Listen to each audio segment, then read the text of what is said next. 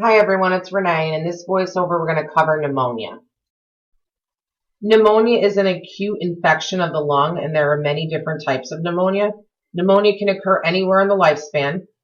It is associated with significant morbidity and mortality rates, and it is based off of different clinical classifications.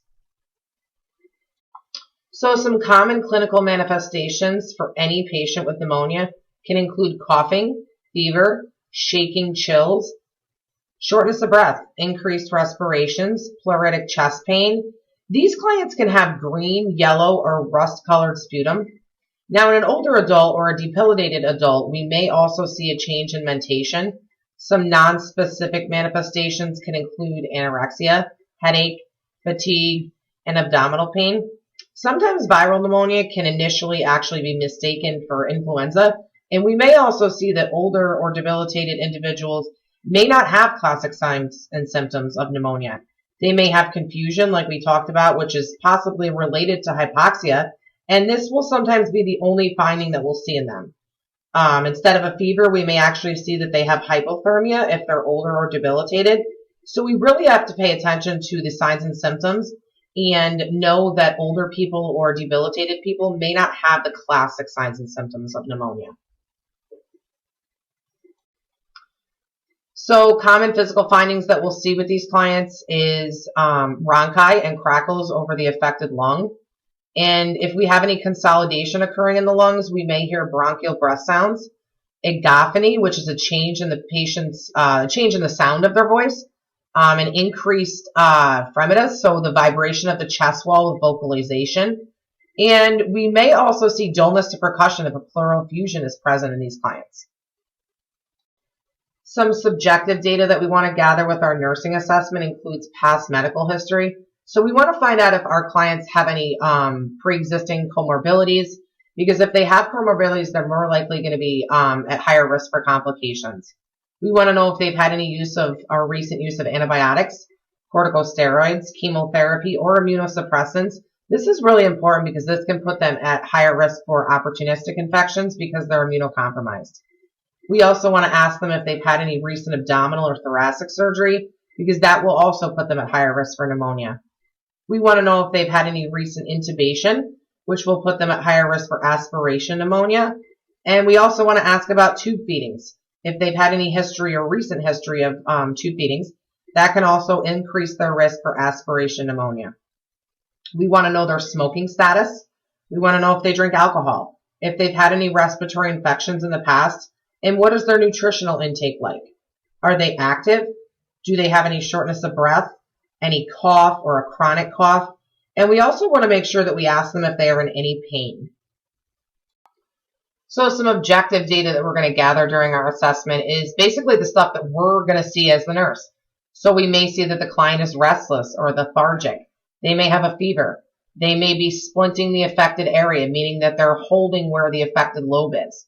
Tachypnea, so they'll have increased respirations.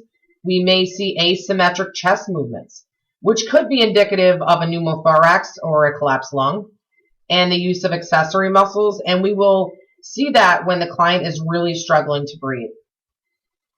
While during our nursing assessment, we may hear crackles or rhonchi over the affected area.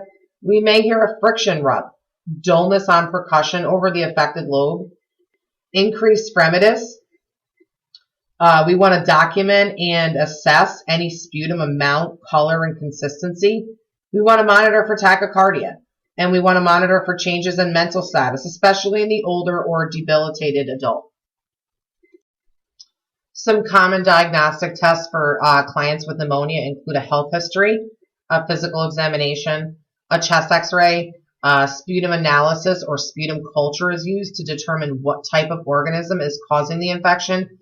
And it'll help us to determine which type of antibiotic is needed to treat the client. A CBC with differential, we want to make sure that we're checking the white blood cell count. We can do pulse oximetry monitoring and arterial blood gases and blood cultures. Drug therapy for pneumonia includes either antibiotics or antiviral agents based off the causative organism. The healthcare provider may start with an empiric antibiotic until the sputum culture returns, and then the antibiotic will be adjusted as needed. Generally, the patient will improve within 3 to 5 days. If we don't see improvement 3 to 5 days after the antibiotic treatment has been started, the patient will usually be reevaluated. Another thing we want to do for hospitalized patients who are getting IV antibiotics is to switch them to PO antibiotics once they're able to tolerate the switch. Very important for you to know and understand and be able to educate your client on is that they need to make sure that they're finishing the entire course of their prescribed antibiotics. Complications related to pneumonia. So older adults generally have more complications, especially if they have comorbidities or other disease processes. But some of the common complications we can see in any client with pneumonia is pleurisy, pneumothorax, pleural effusion, atelectasis, bacteremia, and lung abscesses. Collaborative care for a client with pneumonia. So we might see a repeat chest x-ray ordered and completed for this client, and this will usually be done 6 to 8 weeks after treatment. And this is really just to make sure, to check and see if the treatment was successful. A client with uncomplicated pneumonia will usually respond to antibiotics pretty well within 48 to 72 hours. And we will know they're responding well because we'll see a decreased temperature, decreased chest pain, and increased breathing status, meaning it will be easier for the client to breathe. Some supportive care for these clients could include oxygen, analgesics, antipyretics, and then we will individualize rest and activity.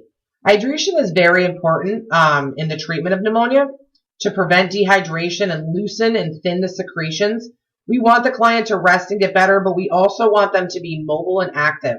Staying active will help them to thin the secretions and help the client to secrete them. So it's important for the client to get up and get moving. We also want to make sure that we're advocating for patients to get the pneumonia vaccine. And this is to help prevent S. pneumoniae, pneumococcus pneumonia.